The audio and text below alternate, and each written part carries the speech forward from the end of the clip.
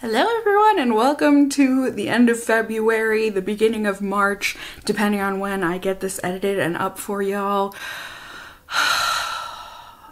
What a month. I myself am a bit in denial that we are already heading on into March, and truth be told, I was especially in denial because, today I was like, yeah, I'm filming my best and worst of beauty today because 'tis the time of month to do so. And then I went to grab products for my pyramid and I'm like, did I wear makeup in February though?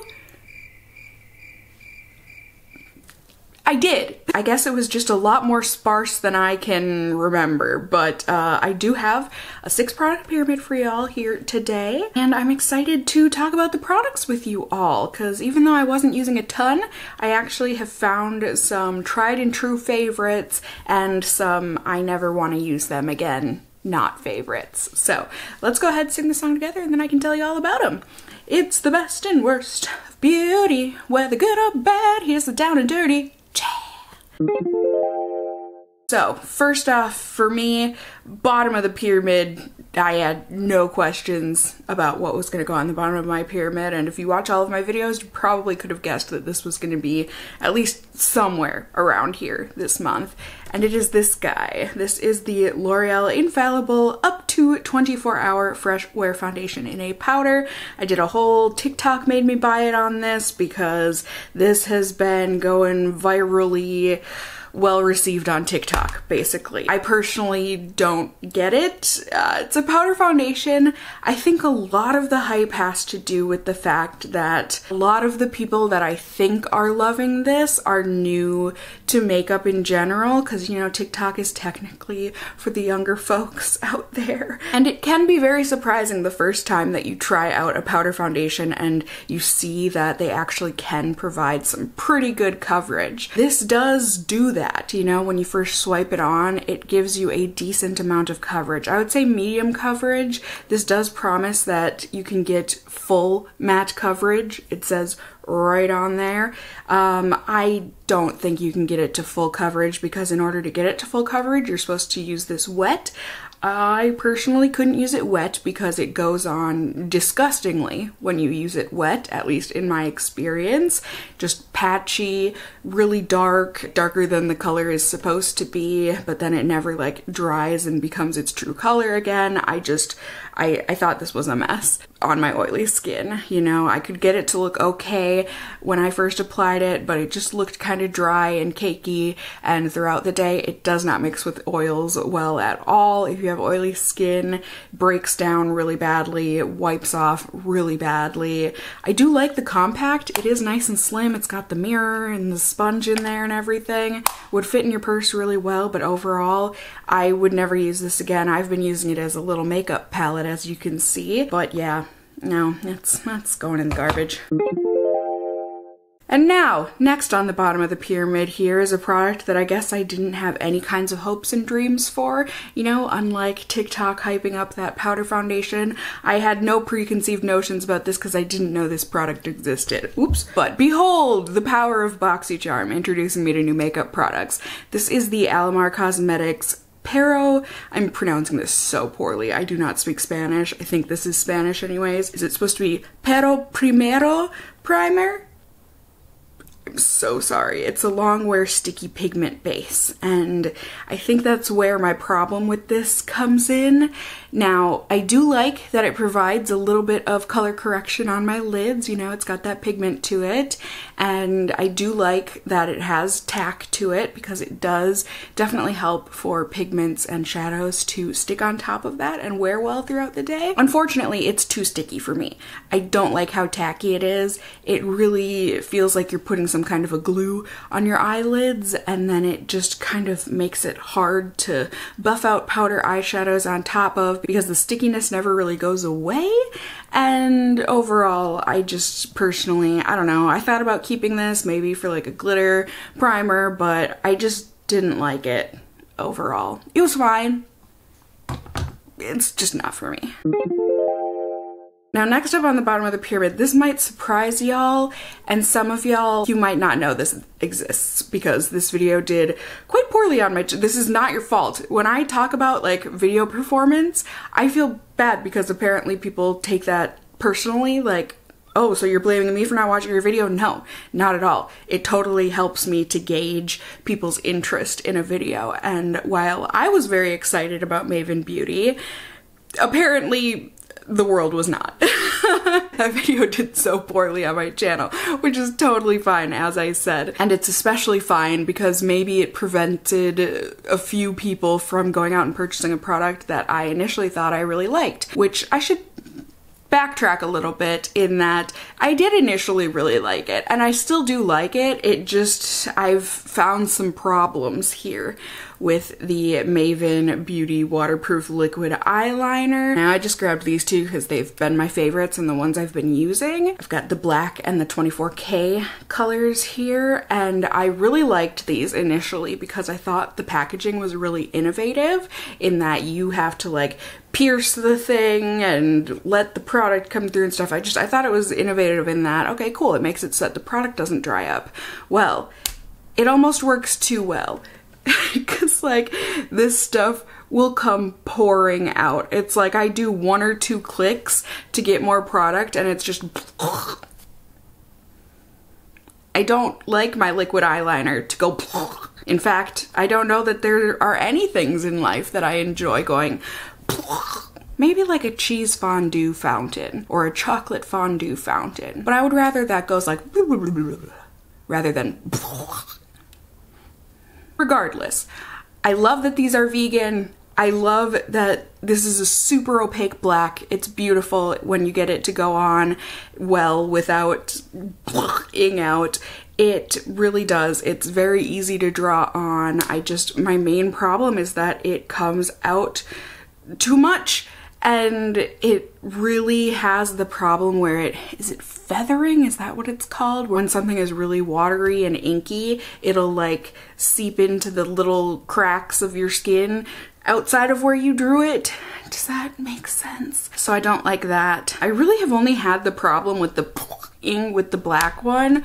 I don't know, the gold one, see, we've got nice and cleanness, but this one is like super not opaque, so I think that might have to do with it. I do like wearing these in tandem and they stay all day, they don't budge. I love that about this liner.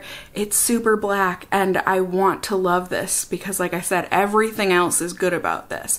If only the could be improved upon, that would be fabulous. But otherwise now I just, like I said, I've been having to use, you know, like I get it to, is anyone sick of that yet? I get it to do that and then I like squirt it onto my little palette and get all of that extra off, and then I just kind of dip the brush in there and then use it on my lids so I don't have the problem of it feathering all over onto my lids and making a mess. But like I said, mostly a great product, but it has its setbacks, and because of that, I really can't recommend those liners. Well, I take that back. I can recommend them, but like with caution. Now moving on up to the second tier.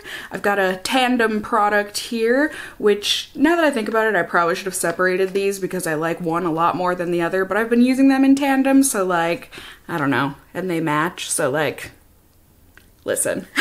I've got these two new-ish ColourPop products. I have got the Soul Body Face and Body Highlighter in the shade Pink Truffle, and then the Pressed Powder Blush in the shade My Type. This is adorable, this heart packaging blush. It's fabulous. There were 3 of them that came out for the Valentine's collection this year for ColourPop, and I really, I mean, ColourPop does a great job with their blushes, and I, you know, gave the highlight a try as well, and I do really like the highlight, but I feel like it's a very, like, specific like of mine, you know, like, I'll like it a few times a year, but this isn't something that I could put on every time of year and be like, that's it. I don't know how I missed it or didn't notice when I first tried this out in my top 3 worst Bumble Dates video that I did when I tried these products. This has a heavy scent to it, and I'm surprised that I don't care for it very much, because it's like that kind of coconutty suntan spray body oil kind of a smell, but it's too much. it's way too much. It's almost got a slight bug spray, you know, like the, what is it, the off-brand mosquito spray if you live in the Midwest, especially Minnesota, where we've got a million lakes and we have a lot of mosquitoes. I'm sure y'all are familiar, but like that stuff. But then when they tried to make it smell good, and they did, but it's still got that slight mosquito spray scent to it. That's kind of what this smells like, and I don't care for that. I do like the way this looks on my cheeks, and like I said, this past month I have really enjoyed using it. It's just, it's very glittery. You have to want glitter. It's more of a glitter than a highlight, I would say, but it does look very pretty. But what I really have been loving is this blush. As much as I love the compact, I wish that it just needs a little extra something here to open it up, because it can be a little difficult, because you can grip the top part to open it up, but then the bottom part, it doesn't have quite enough lip. It can just be, I don't know, some days it's easy for me to open, some days it's not, but this is just like my favorite color pink for a blush. It is so beautiful. It's like that kind of blue toned light Barbie pink that just brightens up the complexion. It makes you look so healthy and awake and alive, and the cute packaging, just all together, love it. Combined with that highlight, I just think it's a really cute cheek look. So I've been really enjoying that this past month. But like I said, there are a couple parts of those that could use improvement. Then, second to the top on the pyramid here is the makeup product that I would say I've been loving the most this month. So if that doesn't tell you, the top product isn't going to be makeup. I don't know what else will, but I have got the eyeshadow that I've been loving to wear this past month. This is the Laura Mercier Caviar Stick Eye Color in the shade Cashmere. I'd gotten this in BoxyCharm a couple months ago, and I was excited to try it out. They didn't have, this was like a choice product, and unfortunately they didn't have too many colors to choose from by the time that I got in to choose my product, because I missed the email and such is life. But I chose this one thinking it might work out, and I'm so glad I did, because I've really been enjoying this. It is just a creamy eyeshadow stick. Really reminds me of the MAC Painterly Paint Pot. It's just that nice light pink mauve color that's a beautiful base on the eyes. I don't know, something about putting that light pink mauve on the eyes. I always used to think that it would make me look really sick, but I think it really helps to liven up your look a little bit, and this just draws on so smoothly, nice and slick, blends out really nicely, doesn't leave like a harsh line or anything if you don't blend it quick enough, and just overall it looks great. I have to use this with an eye primer underneath it, or else it creases and leaves my eyes by the end of the day, but with a primer, boom, it's good to go. And I think it's really lovely, really easy to use, and I really like it. And then top of the pyramid, I've got another tandem duo product. Oh my loves. Oh my loves, I'm so happy to have you both back in my life. First off, I have got the Josie Maran 100% pure argan oil. This stuff is liquid gold for your cuticles. I'm telling you guys, if you like a good cuticle oil, you like taking care of your cuticles, this stuff, look no further. The price tag is awful. It's really awful. So I was especially happy when I was able to get this in my FabFitFun box. It's amazing. You only need the tiniest bit of it for your cuticles, and a little goes a long way. It doesn't leave behind any kind of a greasy feeling. It doesn't have a strong odor to it. In fact, I personally don't think it has a scent at all, really. Maybe like a very faint nutty smell to it, but overall it's pretty scentless, and it works a dang treat. Family friendly. And then on top of that, my love of my life, I was out of my last hand cream, and I was like, what hand cream am I gonna move on to? I want to move on to a favorite, and one that I remember lovingly, and that would be this one. This Florena stuff. Florena, I don't actually know that I'm pronouncing that correctly. It's a German brand, I'm assuming, since this is all written in German. It is vegan. It's an intensive hand concentrate, basically, for very dry hands, or for very dry skin, excuse me. Sehr trockene Haut. My German has absolutely gone to shit.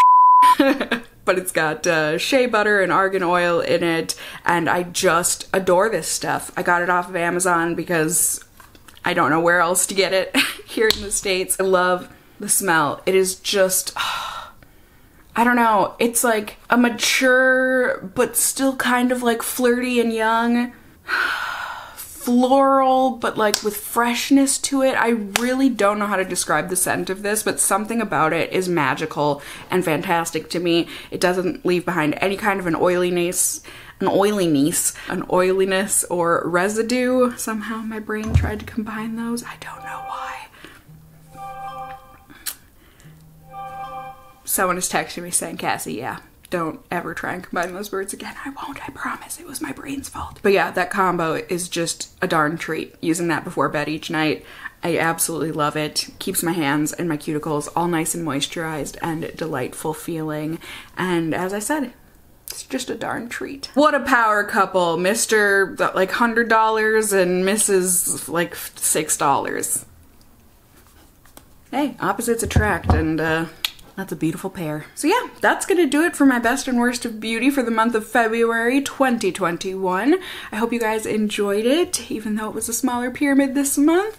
Certainly let me know in the comments below. Did you wear makeup in February, or were you like me and you were like, what a question, did I wear makeup in February? It's okay. I was kind of feeling the same way, but I was able to find some things that I was loving and hating. Let me know if you have tried out any of these products that I mentioned and if you feel the same or differently as me. Also, just let me know what your best and worst of beauty was, and also just let me know how you're doing. I hope everyone is doing well and hanging in there, and yeah, I think that's about it. If you enjoyed the video, like I said, let me know through a comment down below, or you can do so by giving the video a thumbs up down below. I would really appreciate it, and it really does help out my channel. And also, if you are new here, hey, hi, hello, how are ya? You can go ahead and subscribe. You can tippity tap the notification bell down below and become a member of my casserole family here on my channel. I'd love to have you here. And as always, I just hope you guys are all doing well. And until next time, just stay well until then.